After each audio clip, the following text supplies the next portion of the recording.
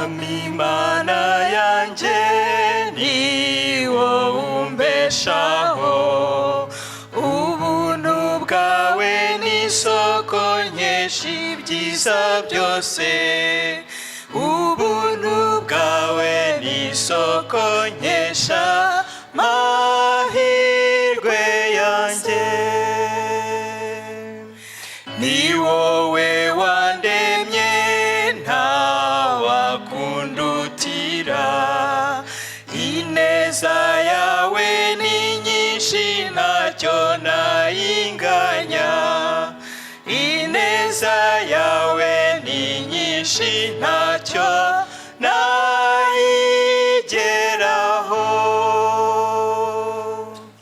Mwami naturiki ko byose ari ibyawe, keretse umutima ushima wo kuguhimbaza, keretse umutima ushima wo kukuramya Mwami. Umpe gushikama kubw'ubuntu bwawe, nkweguriye ibyanjye byose mbaye uwawe rwose, nkweguriye ibyanjye byose mbuwa wakaramata. Bavandimwe, Frères et sœurs, iki gitondo cyiza ce bon matin, ndabaramukije mu izina rya Yesu, Uwiteka duhana umugisha. je vous salue au nom de Jésus, que l'Éternel nous bénisse tous. Ni ijambo ryiza kandi riryoha kurivuga. J'aime répéter cette bonne parole. Ni amahirwe atangaje kongera kubona umwanya nk'uw'Imana yemera ko umuntu ahagarara akayivugira. C'est un privilège de me retenir devant vous pour parler de la part de l'Éternel. Byuzurira namwe no mu burinzi buba bwabanye natwe twese duteraniye gutya mu nzu yayo, izina ryayo rihabwa icyubahiro. En plus de la protection que vous avez tous bénéficié de la part de l'Éternel, qui vous a permis de vous réunir tous ensemble dans sa maison. Que son nom soit loué. Nk'umuntu ngira ibitekerezo, En tant qu'humain, j'ai des idées et des pensées. ntago nzi niba wenda hari undi bijya bizira nawe. Je ne sais pas si ça arrive à quelqu'un d'autre parmi nous. Nkibaza nti kubera iki hari igihe kigera tukaza gusenga. Je me demande souvent pourquoi, à un moment donné, nous nous mobilisons pour venir prier à l'église. Ntago biza gutyo, njya no mu bindi by'ubuzima busanzwe nkareba uko umuntu abyuka akirukanka akagenda muri byinshi tubamo. Ma réflexion ne se limite pas seulement sur le fait de venir à l'église. Je l'étends aussi dans d'autres domaines. Par exemple, quand je pense comment nous nous levons, nous nous réveillons, nous nous levons, et puis nous partons ici et là dans différentes activités. Ntago igisubizo njya mbasha kukigeraho kenshi, ariko icyo nabonye nuko byose ari Imana ibiyobora. J'en ai tiré une conclusion que c'est Dieu qui dirige tout. Niyo gahunda idushakaho. C'est ça le plan ou l'objectif qu'il veut que nous ayons. Kuko niwe mubyeyi wacu dufite mukuru. Il est notre parent suprême. Ikomeza kutwitaho mu cyitegererezo cy'uburyo ki umubyeyi nawe ahangayikishwa na byinshi ku mwana we. Il s'occupe de nous comme un parent se préoccupe de son enfant. Bityo rero nkuko umwana abasha kujya ku ishuri cyangwa mu bindi bikorwa ugasigara nabwo ibitekerezo biri kuri we ariko tukagira amahirwe yo kongera guteranira mu rugo. Ainsi, comme quand notre enfant part à l'école et qu'il nous revienne après l'école et au moment où nous nous rassemblons tous.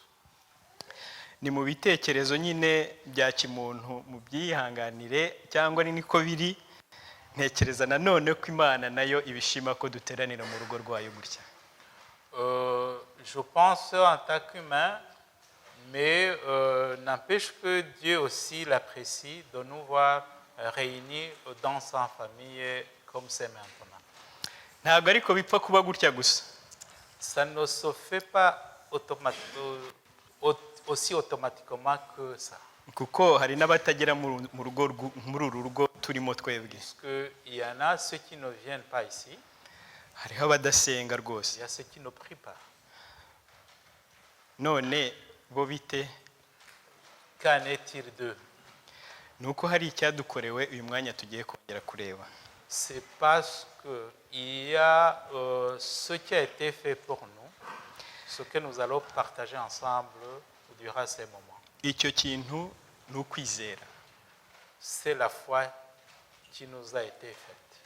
Ukwizera nka definisiyo yayo tugira biboneka mu Baheburayo igice cya 11 umurongo wa mbere n'uwa kabiri. La foi, comme nous en trouvons la définition dans Hébreux chapitre 11 verset 2. 1 et 2. 1 et 2, pardon. Haragira hati kwizera ni ukumenya rwose ibyiringirwa udashidikanya ko bitazaba,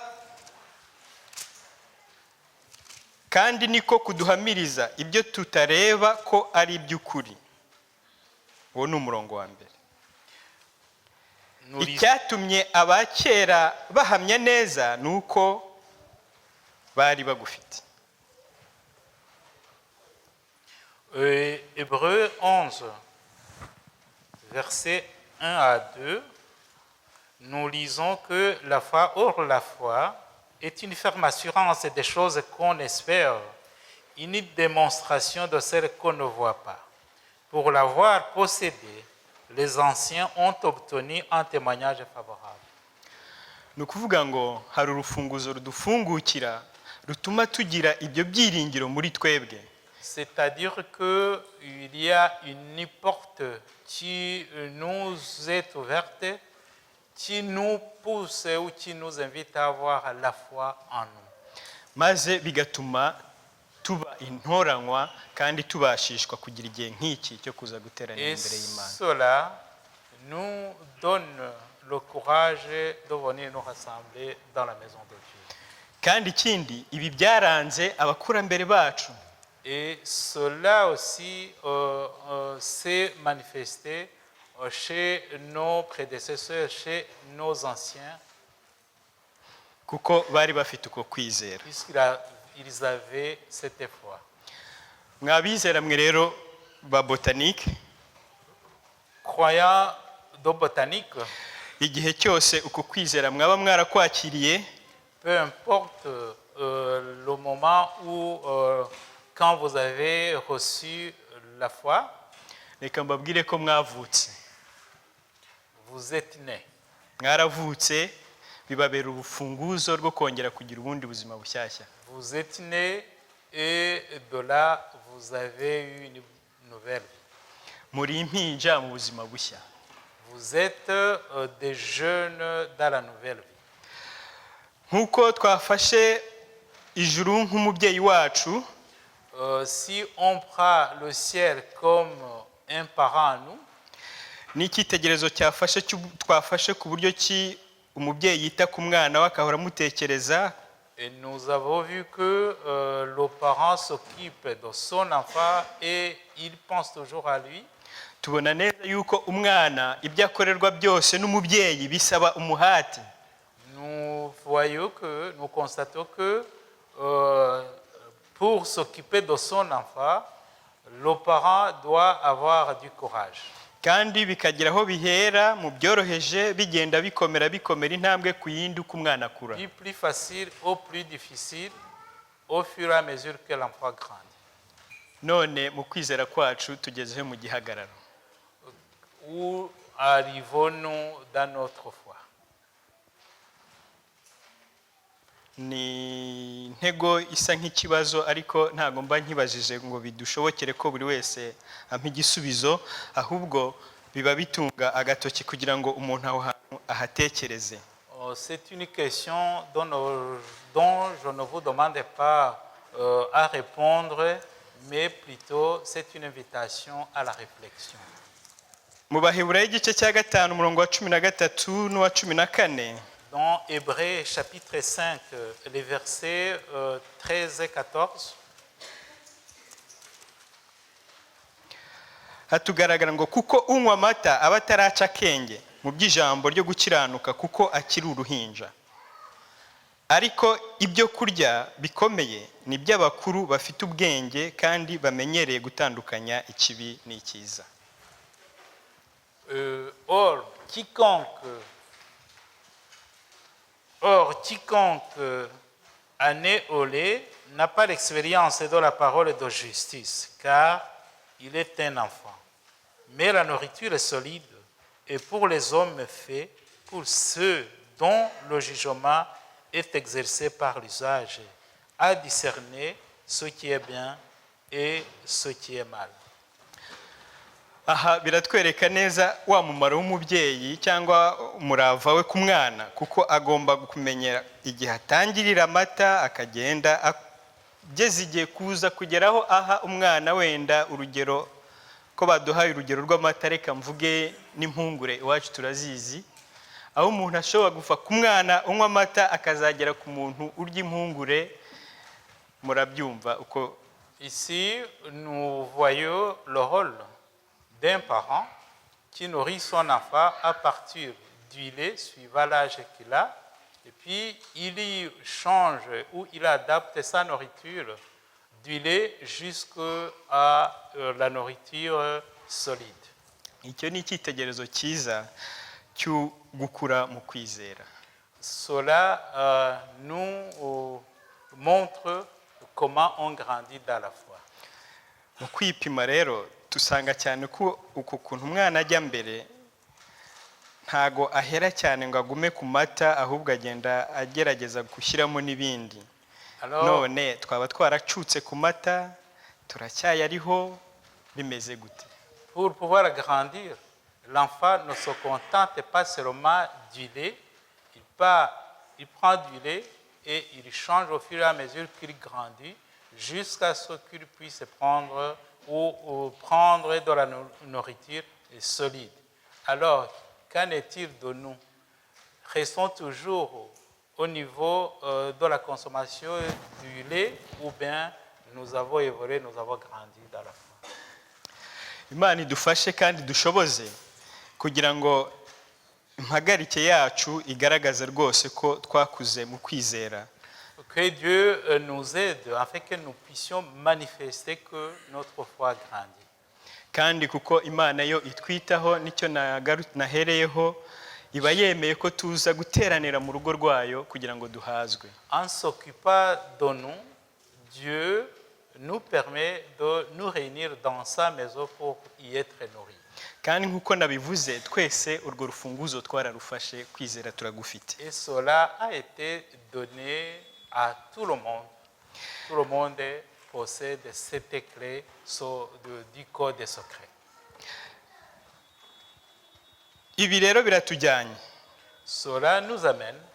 Tugiye kurebera nkuko nabivuze ko aribo abakurambere bacu aribo bagize uku kwizera mbere, ari nayo mpamvu tubafite nk'ibihamya. Nous avons souligné que nos prédécesseurs, les pionniers de la foi, nous ont laissé même ce témoignage. Tugiye kurebera ku cyitegererezo cya Pawulo. Nous allons prendre l'exemple de Paul. Mu rwandiko yandikiye Abafilipi turahibanda cyane, ntago ari rurerure cyane rwose, ariko nirwo tugiye kujyamo tubone ubuhamya bwiza bwa Pawulo. dans son épître aux Philippiens. Nous y trouverons le témoignage de Paul. maze kuko icyari igishyika cye byari umurimo akoreshwa no kwizera kandi ayobowe na data nk'umubyeyi we. Dans son œuvre, poussé par la foi, il était dirigé par notre Père qui était son Père à lui aussi. nawe akajya mu mwanya wo kuba nk'umubyeyi ku Bafilipi, akumva ko agomba gukora ibishoboka byose kugira ngo abatereshe intambwe yo kujya ejuru. À son tour aussi, se positionnant comme parent des Philippiens, il les encourageait pour qu'ils puissent avancer aussi dans la foi. Iteka ryose yabashishikarizaga kugira urukundo, ubufatanye mu kubwiriza umurimo w'Imana. Tout le temps, il insistait en les influençant d'avoir l'amour dans les choses divines. Dusomye mu gice cya mbere ku murongo, turahera ku murongo wa 3. Si on lit dans Philippiens chapitre 1 à partir du 3e verset kugera ku murongo wa 8, jusqu'au 8, nshima Imana yanjye iteka uko mbibutse kandi uko mbasabiye mwese iteka ryose, mbasabira nezerewe kuko mwafatanije nanjye umurimo wo kwamamaza ubutumwa bwiza muhereye ku munsi wa mbere mukageza na n'ubu. Icyo nzi neza rwose ndashidikanya ni uko yatangiye umurimo mwiza muri mwe izawurangiza rwose kugeza ku munsi wa Yesu Kristo. Kandi birakwiriye ko mbatekereza ntyo mwese, kuko ku ngoyi zanjye no mu mpaka ngira kurwanira ubutumwa bwiza mpamya ko ari ubw'ukuri, mbahoza ku mutima nibuka ko musangiye nanjye ubuntu bw'Imana. Imana niyo ntanzeho umugabo yuko mbakumbura mwese mu mbabazi za Kristo Yesu. le passage a été projeté. Aya magambo ya Pawulo aratugaragariza gushima mbere na mbere Abafilipi. Ces paroles de Paul nous montrent comment il faut remercier le Seigneur. Kandi Il remercie les Philippiens. kandi akanabahamiriza neza yuko umurimo bafatikanyije atari ubusa. Et il leur confirme que l'œuvre à tous n'est pas vain. Kandi kubw'urukundo yarabafitiye akanabihamisha indahiro nk'uko tumaze kubisoma ku murongo wa 8, ati Imana niyo ntanzeho umugabo yuko mbakumbura mwese mu mbabazi za Kristo Yesu. Et il leur confirme l'amour qu'il a pour eux en leur témoignant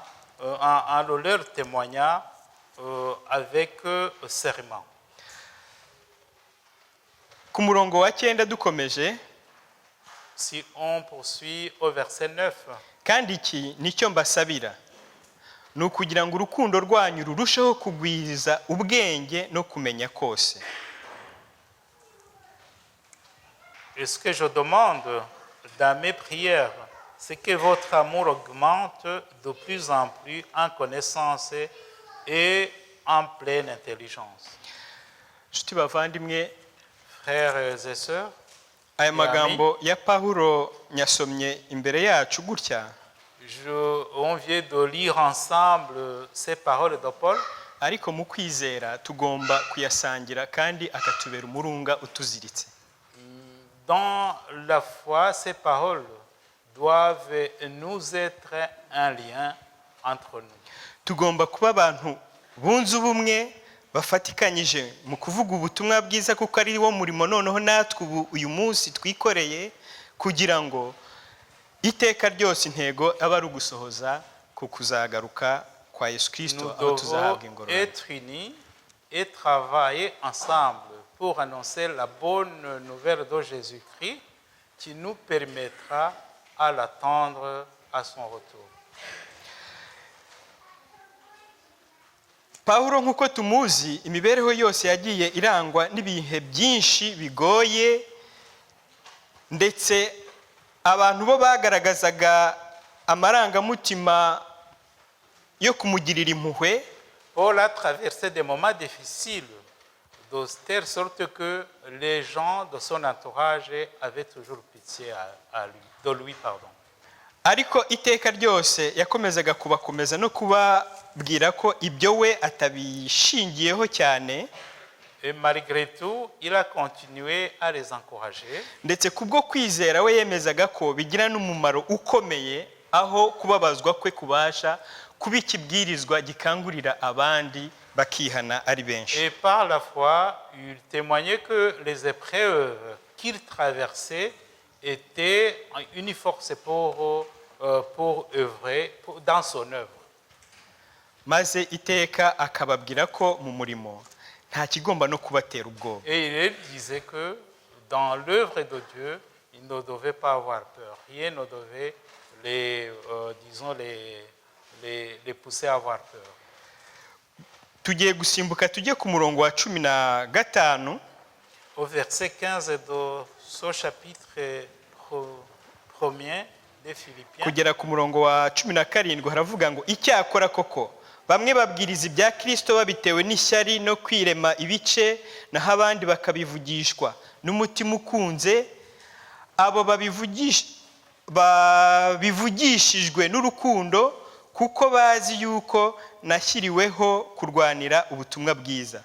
Naho babandi bamamaza ibya Kristo babitewe no kwirema ibice, babikorana umutima ubarega, bibwira ko bashobora kunyongerera umubabaro mu ngoyi zanjye. Les versets ont été projetés. Aho niho yagaragazaga yuko nubwo yabaga ashishikariza abo bantu bose, ntago muri iyi si ntago ari ikibuga cyiza gutya gusa, ahubwo duhuramo n'akaga. Malgré qu'il a encouragé ces gens-là, il n'empêchait pas qu'il avait des épreuves. Natwe muri twe mu mibereho ya buri munsi duhura n'ibigeragezo. Comme nous, dans notre vie quotidienne, nous sommes éprouvés. Imibereho yacu cyangwa imibanire nayo igacumbagira. Notre vie, notre relation aussi connaît des hauts et des bas. Amashyari, inzangano, la jalousie, byose bikaza. les conflits, ariko ibyo ni kubw'umwanzi.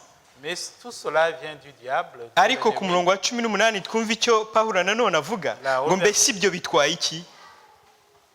Ntacyo, kuko bimeze kose ari mu buriganya cyangwa ari mu buriganya, ari mu kuri Kristo yamamazwa, kandi ibyo ndabyishimiye kandi nzagumya kubyishimira, kuko nzi yuko amaherezo ibyo bizampindukira agakiza munsabiye kandi mpawe umwuka wa Yesu Kristo.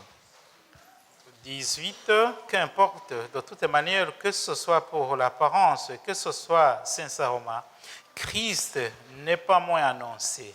Je m'en réjouis et je m'en réjouirai encore, car je sais que cela tournera à mon salut grâce à vos prières et à l'assistance de l'Esprit de Jésus-Christ. Aha, icyo havuga niki? Bavandimwe, qu'est-ce que ces versets veulent nous dire? Nubwo twaba turi kumwe gutya, hari igihe ibibazo biza bikatugwira. Même si nous sommes unis comme ça, les épreuves nous tombent dessus. Nubwo twaba turi mu nzu y'Imana twitwa ko turi abakristo dufite ukwizera, hari igihe dusanga turi mu nzira zidatunganye. Malgré que nous soyons des croyants dans la maison de Dieu, il peut arriver que nous nous retrouvions dans une faiblesse ou dans des péchés quelconques. Ariko mwumva inkomezi ya Pawulo nuko ibyo bitagomba gutwara intekerezo cyangwa ubwenge bwacu. Ici, l'encouragement de Paul nous invite à ne pas céder à tous ces problèmes. Ça ne doit pas détourner notre intelligence de l'essentiel. Kuri we byose bimubera ibyo gushimwa, kubera ko umugambi ari ukwerereza izina ry'Uwiteka. Pour lui, tout doit être sujet de louange, puisque le but est de louer le Seigneur. ku mukristo rero Pour un chrétien, mu kwizera kose ntago ari ikibuga cy'umunezero gusa. le chemin de la foi n'est pas facile, n'est pas tapissé seulement de bonnes choses qui nous donnent la joie. kandi ntabwo ijambo ry'Imana naryo ubwaryo ntabwo rishyira mu bwishingizi abantu gusa ngo bumve ko ari umunezero ugomba guhoraho, ahubwo n'ibigeragezo biraza bikabasha kuba imfashanyigisho se cyangwa inshyirabikorwa by'ubushake bw'Imana. La parole de Dieu non plus ne nous dit pas que le chemin de la foi est facile ou bien est hors de problème, mais tous ces problèmes viennent solidifier notre foi. Maze Pawulo wari uri muri uwo murongo wo gufasha Abafilipi ntabwo icyo nacyo yakibagiwe, ahubwo yarakomeje. Tugeze mu gice cya kabiri, tugiye kujya ku murongo wa 4. Paul n'a pas oublié cela puisqu'il était en train d'aider les Philippiens. Tugiye kuhagenda tugere ku murongo waho wa 12. Et au chapitre 2, verset 12. Chapitre 2, verset 4 à 12. Ah oui, le chapitre 2, de 4 à 12. Umuntu wese muri mwe areke kwizirikana ubwe gusa, ahubwo azirikane n'abandi. Mugire wa mutima wari muri Kristo Yesu. Uwo nubwo yabanje kugira akamero k'Imana, ntiyatekereje yuko guhwana n'Imana ari ikintu cyo kugundirwa, ahubwo yisiga ubusa, ajyana akamero k'umugaragu w'imbata, agira ishusho y'umuntu, kandi amaze kuboneka afite ishusho y'umuntu, yicisha bugufi, araganduka, ntiyanga no gupfa, ndetse urupfu rwo ku musaraba. Nicyo gituma Imana imushyira hejuru cyane, ikamuha izina risumba ayandi mazina yose, kugira ngo amavi yose apfukame mu izina rya Yesu, ari ay'ibyo mu ijuru cyangwa ay'ibyo mu isi cyangwa ay'ibyo munsi y'isi, kandi indimi zose zihamye ko Yesu Kristo ari Uwiteka, ngo Imana Data wa twese ihimbazwe. Nuko abo nkunda, nk'uko iteka ryose mwajyaga mwumvira uretse igihe mpari gusa, ahubwo cyane cyane ntahari, mube ariko musohoza agakiza kanyu mutinya, muhinda imishyitsi, kuko Imana ariyo ibatera gukunda no gukora ibyo yishimira. Le passage a été affiché. Aya magambo dusomye Ces paroles. ndagaruka kuri make gusa, nayo arimo cyane ku murongo wa 5, aho Pawulo adushishikariza. Je voudrais souligner quelques passages à partir surtout du verset 5, là où Paul insiste. Adushishikariza kugira umutima wari muri Kristo Yesu. Et il insiste à nous inviter à avoir le cœur qui était en Christ. Ururimi ruroroha kuvuga, ariko mu kuri mbabwire hari amagambo aba akomeye. Il est facile de parler, Hari amagambo aba akomeye, aba agomba ibindi bintu biduturutsemo kugira ngo abashe kuba yajya mu bikorwa. mais pour pratiquer ce que nous disons, il faut autre chose qui nous pousse à les mettre en pratique. None kuvuga ngo tugire umutima wari muri Kristo Yesu, uretse uru rurimi rubivuga gusa, mu buryo nyabwo mubitekereza gute? Alors, sans seulement dire que nous devons avoir le cœur qui était en Christ, comment est-ce que nous devons le réaliser, nous pouvons le réaliser? Bavandimwe, aha hantu buri wese ahatinde kandi yumve ko ari cyo asabwa. Réfléchissez sur ces paroles et sentez que c'est l'invitation de chacun de nous. Kandi mbabwire ni ikintu kibaho kigashoboka, kikanashoboka mu buryo butaboneshwa amaso, ariko mu bikorwa byo bibasha kujya ahagaragara. C'est une chose qui peut ne pas être perceptible par nos yeux, mais qui peut être témoignée par la pratique. Pawulo we yagerageje kubisobanuza iyi mirongo yakurikiye, uwa gatandatu gukomeza, aho yavuze ngo uwo yabanje kugira akamero k'Imana ntiyatekereza yuko guhwana n'Imana ari ikintu cyo kugundirwa. Niyo sura yo kumvamo uburyo ki tubasha kugira umutima wari muri Kristo Yesu. Nuko aho yari mu ijuru nk'Imana atahagumye mu cyubahiro, ahubwo byamusabye kumanuka araza abaho ubuzima nk'uko tubuzi, yambara umubiri nk'uko tuwuzi, akaga n'ibyamubayeho byose yanyuzemo. Paul continue à expliquer comment ça se passe à partir du verset 6. Le passage, à partir du verset 6, on nous dit que lequel, existant en forme de Dieu, il n'a point regardé comme une proie arrachée d'être égal avec Dieu, mais il s'est dépouillé lui-même en prenant une forme de serviteur, en devenant semblable aux hommes et en ayant paru comme un simple homme. Et il s'est humilié lui-même, se rendant obéissant jusqu'à la mort, même jusqu'à la mort de la croix. Iyo nzira yonyine niyo procedure y'uko kuntu byagiye muri uru mujyo. Tout ce processus, hamwe na kwa kwizera igihe umuntu agufashe, avec la foi, quand on l'a déjà obtenu, hamwe na kwa kuva ku mata ukazamuka urya k'uruhinja akarinda aho ageraho abasha ibikomeye, avec la croissance dans la foi, reka mbabwire ko intego igomba kuba iyo kugera ku kugira umutima nk'uwari muri Kristo Yesu. L'objectif de tout cela, c'est d'avoir le cœur qui était en Jésus-Christ. Kandi iyo ibyo bigezwe nk'uko nababwiye, mu buryo bikorwa ntibiboneshwa amaso, ariko imbuto zabyo zo ziragaragara. Quand on atteint cet objectif, l'œil ne peut pas le voir comme ça simplement, mais quand on met cet amour qui était en Christ, quand on le met en pratique, ça se voit par tout le monde.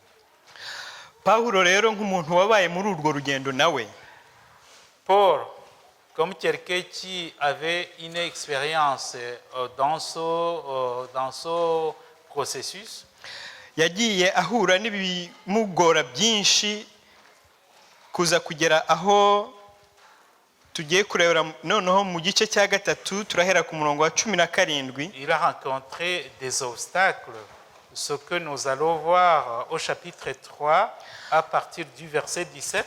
Hari agatitire kavuga ngo abanzi b'umusaraba wa Kristo, avec comme sous-titre les ennemis de la croix du Christ. ngo bene data mugere ikirenge mu cyanjye muhuje imitima, kandi mwite ku bakurikiza ingeso zacu izo mudufiteho icyitegererezo. Hariho benshi bagenda ukundi, abo nababwiye kenshi, nanone ndabababwira ndira yuko ari abanzi b'umusaraba wa Kristo. Amaherezo yabo ni ukurimbuka, Imana yabo ninda, biratana ibiteye isoni byabo, bahoza umutima ku by'isi. Naho twebwe iwacu ni mu ijuru, niho dutegereje umukiza ko azava, ari we mwami wacu Yesu Kristo, uzahindura uyu mubiri wo gucishwa bugufi kwacu akawushushanyisha n'umubiri w'ubwiza bwe, kuko afite imbaraga zo kubimubashisha kwigandurira byose. Amen. Le passage a été projeté. Aha rero nk'uko nababwiye, mu kwizera ntago ari ikibuga cyo kugira ibyiza gusa, ahubwo duhuriramo n'akaga. Comme je vous l'ai déjà dit, l'expérience de la foi n'est pas seulement de bonnes choses. Kandi kuko byose bituruka ku mwanzi, nta nubwo ari ibintu bizagira ngo bive kure cyangwa bisohoke hanze aha byinjire mu rusengero bize gutya, nkuko nabitunza agatoki akenshi bikunze no kuba muri twebwe nk'abavandimwe. Et toutes ces épreuves viennent du diable. Ariko ibyo kuko ntacyo tubifite kubikoraho nk'abantu. Mais comme nous Ni n'en pouvons ukuzirikana rien en cyane tant ko qu'humains, amaherezo ya bene ibyo ariho ni ukurimbuka ndetse no gukorwa n'isoni. nous devons tout simplement retenir que la fin de toutes ces épreuves est la destruction maze tugahanga amaso gusa intego, et la honte pour ceux qui s'y adonnent. tugahanga amaso gusa imbere aho dutegereje umukiza wacu ari we Yesu Kristo. Nous nous sommes invités simplement à fixer nos yeux vers Jésus-Christ que nous attendons. kandi uwo akaba afite ubushobozi bwo kudufasha akanabasha guhindura ibindi byose Et il a byabasha le pouvoir de nous aider et changer toutes choses. cyane ku byubakiye ku mubiri, kuko Surtout, ari byo bibyutsa irari cyangwa n'ibyifuzo bibi tubasha kugira bitujyana mu byaha. et surtout tout ce qui est construit sur les actes humains. kandi nk'uko tubona ku murongo wa 21 abifitiye ubushobozi n'imbaraga zo kuduhindurira imibiri mu bushake bwe. Et comme nous le lisons au verset 21, qu'il a le pouvoir de transformer notre corps et notre humiliation en le rendant semblable au corps de sa gloire par le pouvoir qu'il a de s'assujettir toutes choses. rero nk'uko tubyiyumviye, Comme nous intego nta venons yindi de le voir, ni uko tugomba guhanga amaso aho agakiza kacu kagiye guturuka no kugaruka kwa Yesu Kristo, n'est que fixer, maze ibicantege byose tukabitera umugongo. n'est que fixer nos yeux sur Jésus-Christ et nous détourner de toute chose qui peut nous décourager. Ikindi Pawulo atubwira gikwiye bavandimwe, turakibona mu gice cya 4 ku murongo wa 4 kugera ku wa 8. Au chapitre 4, à partir du verset 4 jusqu'au verset 8, mujye mwishimira mu mwami wacu iminsi yose, yewe nongere kubivuga nti mwishime.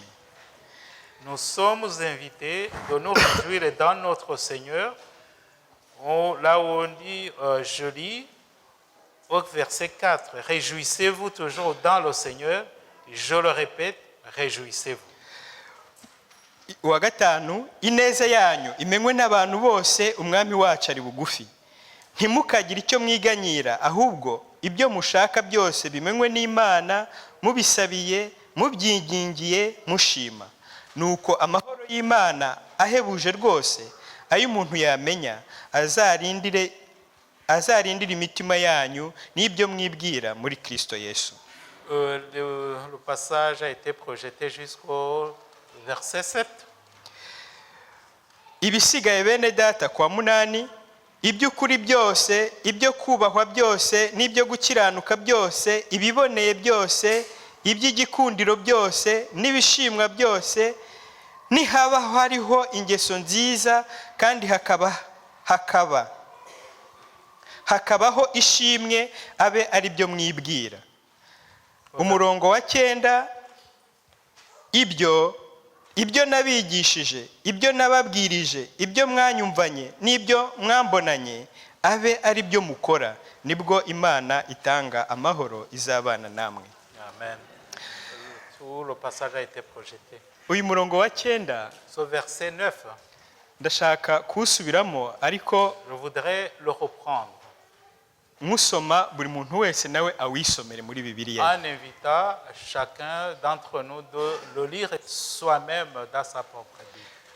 Mbibutsa ko turi abafite kwizera, kandi dufite umurimo turihujeho, cyangwa se turi abahuza bikorwa na Pawulo wo kuvuga ubutumwa bwiza. Et je vous rappelle que nous avons la foi et nous sommes dans l'union avec Paul dans l'œuvre de répandre l'évangile. Maze buri wese arebe uburyo awuhagazemo, Et que chacun de nous s'examine pour voir là où il est. maze avuga ati ibyo nabigishije, ibyo nababwirije, ibyo mwanyumvanye, n'ibyo mwambonanye, aba ari byo mukora. Et se met à la place de Paul là où il dit au verset 9, ce que vous avez appris, reçu et entendu de moi, et ce que vous avez vu en moi, pratiquez-le. bavandimwe uyu murongo urakomeye. C'est un verset très important. Ese ubu nahangara nanjye nkabihagararamo rwose nkiza amanga nkababwira nti ngaho ibyo mwambonanye, ibyo mwanyumvanye, ibyo nkora nibyo nanjye nshaka ko namwe mugira gute mukora. Peux-je oser vous inviter à faire ce que vous m'avez vu faire, à dire ce que vous m'avez entendu dire? Peux-je oser de vous inviter à suivre mon modèle? Maze kandi nkanarangiza nti nibwo Imana itanga amahoro izabana namwe. Et à la fin, souligner que le Dieu qui donne la paix va demeurer avec vous. Bavandimwe, chers amis, uyu murongo muwutahane kandi mwumve ko ari umuhamagaro wacu. Buri wese retenez ce verset. Igihe ahagurutse cyangwa atekereje icyo akora mu kubwiriza ubu butumwa, ajye agaruka kuri uyu murongo arebe nabo ari kubwiriza maze yisomera aya magambo. Et considérer ce verset comme une invitation de chacun de nous. Arebe ko yabashishikariza rwose kubahamiriza ko bazagumana cyangwa bazagira amahoro akomoka ku Mana kubwo kumureberaho nk'icyitegererezo cyiza cy'ubutumwa bahaye. Approprions-nous ces paroles qui se trouvent dans ce verset, et surtout que ces paroles nous accompagnent quand nous sommes en train d'évangéliser ou bien de partager la parole de Dieu. Ariko Pawulo yabivugaga nta manga afite. Ici, quand Paul prononçait ces paroles, il n'avait pas de problème. Kubera ibanga ngiye kubabwira. Parce qu'il était sûr de lui-même. Pourquoi? Abafilipi igice cya 4, muri ibyo gice cya 4 nyine tugiye ku murongo wa 14, wa 13. Au verset 13, pardon. Nuko yabisoje avuga ati nshobozwa byose na Kristo umpa. Le secret de Paul pour pouvoir affirmer ce qu'on vient de lire dans le verset 9 se trouve au verset 13, là où il nous dit que il peut tout par celui qui le fortifie.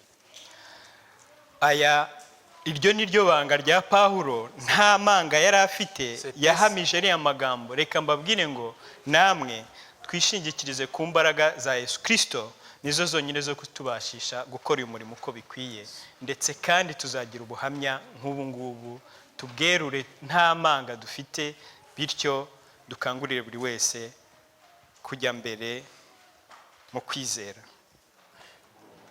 C'était ça le secret de Paul, parce qu'il s'appuyait effectivement sur la force qu'il détenait de Jésus-Christ.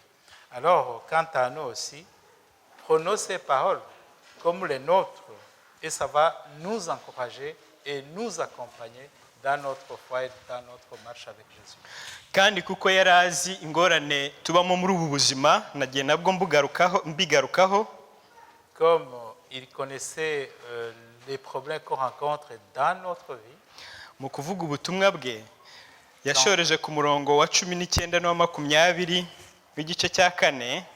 Il a clôturé ce discours ou cette lettre par les paroles que nous lisons dans ce même chapitre 4 au verset 19 et 20. Maze aravuga ati kandi Imana yanjye izamara ubukene bwanyu bwose nk'uko ubutunzi bw'ubwiza bwayo buri muri Kristo Yesu. Icyubahiro kibi cy'Imana yacu ariyo Data wa twese iteka ryose. Amen. Là où il dit, et mon Dieu pourvoira à tous vos besoins selon sa richesse avec gloire en Jésus-Christ. À notre Dieu et Père soit la gloire au siècle des siècles. Amen. Aha niho dushoreje icyigisho cyacu cy'uyu munsi. C'est ici que nous clôturons notre méditation de ce matin. reka mbabwire ko umutwe w'amagambo twigaga uvuga kuguma mu kwizera. Je voulais souligner que le titre de cette méditation était « Demeureux dans la foi ». Ni ukuvuga ngo nk'uko nababwiye ko buri wese ntekereza ko uko kwizera yagushyikiriye, C'est-à-dire que, comme je vous disais, que chacun de nous possède déjà la foi. nakugereranije no kuvuka kuva ku buhinja ugakura. La foi que j'ai comparée à la naissance et puis l'accroissement aussi. Kandi uko gukura kukava ku rugero rw'ubuhinja kuza kugera aho umuntu aba mukuru nyine. Et, quand on grandit du bébé à la personne adulte, niko no kwizera kwacu kugomba kugenda kuca muri izo ntambwe zose. c'est ainsi que notre foi aussi doit passer par ces différentes étapes. Twafashe ibihamya byinshi kuri Pawulo nk'icyitegererezo. Nous avons pris beaucoup d'exemples sur Paul comme Dutsindagira un modèle. umuhamagaro mwiza yagiye atsindagira nawe adushishikariza. Nous avons souligné le bel appel qu'il a reçu et auquel il nous invite aussi d'accéder. Atubwira ko tugomba kugira umutima wari muri Kristo Yesu. Et il nous a invité d'avoir le cœur comme celui qui était en Jésus-Christ. Tukagomba kurangwa no gushima mu mibereho yacu ya buri munsi. Et notre vie de chaque jour doit être caractérisée par les actions de grâce. Tugatera umugongo ibicantege kuko nubwo dufite kwizera ntago ibicantege bikingiye. Il nous invite aussi à faire face au découragement. Kandi nanone turangije aho atubwira neza yuko nta bigomba kuduhangayikisha kuko ubukene bwacu bwose bwuzuzwa n'ubwiza n'ubutunzi bw'ubwiza bwiva ku Mana. Et il clôture à nous invitant à ne pas être découragés par les épreuves que nous rencontrons. Reka ijuru Que le ciel ryo ritureberera qui pourvoit à nous tous.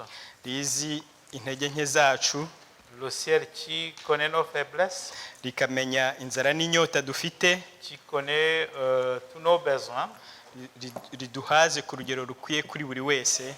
nous comble et chacun de nous selon ses besoins. Kandi ritwandikishe mu bwishingizi nyabwo, nibyo mbasabira mu izina rya Et Yesu. qui nous renferme dans l'assurance authentique. C'est ma prière pour vous tous au nom de Jésus. Jésus, mon espérance, Jésus, mon seul trésor, je mets ma confiance en toi jusqu'à la mort. De toi me vient la vie, de toi descend la paix, à toi joie infinie, je vis pour jamais. Data mwiza, turagushimye, izina ryawe rihabwe icyubahiro. Kubwo kuzirikana uyu mwanya yuko twavutse bushya mu kwizera, ndetse imivukire yacu akaba yagiye itarura buri umwe wese mu buryo butandukanye, abasha kwibuka no kuzirikana aka kanya kugira ngo byongere kumubera ukundi kuvuka gushyashya, kuko ubwo buryo nabwo buriho. Tuvuka buri munsi, utwakire nk'impinja zawe kugira ngo utugenere amata dukwiye, utugenere ikinombe cyoroheje cyo kudukuza, kandi uko kwizera kwacu mubyeyi mwiza kugende gukura umunsi ku wundi, kugira ngo amatunda aba ari ayo kuzakira agakiza uzatuzanira bugufi aha, Amen. niwerekanwa tuzibane mu bwami bwawe. Amen. inzira iraciye yo kugukurikiza no kugukurikira mubyeyi mwiza, ariko Satani agenda anaga amahwa n'ibitovu hirya no hino kugira ngo aduce intege, atuyobeshe inzira. Ariko hamwe no kuguhanga amaso tukakugira nyambere, tukifuza ko imitima yacu ifatira icyitegererezo ku wawe, bidutuma tukagira umururumba no kwifuza ukundi, ahubwo ubwiza bw'ubutunzi bugukomokaho bukatunezeza, bukatubumba, tukanezerwa. Duhe rero kunezererwa mu kwizera kwawe, uduhe gusarura amatunda yo kukwizera, kandi uduhe gukora umurimo wawe twitangaho ubuhamya, tugaragaza rwose ko twakwakiriye, kuko iyo yari imirimo itabasha kwihishira, kugira ngo icyubahiro kibe cyawe. Urakoze kuko wumvishe gusaba kwacu, kandi tugushimiye ko ubushobozi bwawe bubasha guhindura byose muri twe bigatangirira kuri zeru. Uduhire, uduhe umugisha wawe, tubyambaje mu izina rya Yesu. Amen.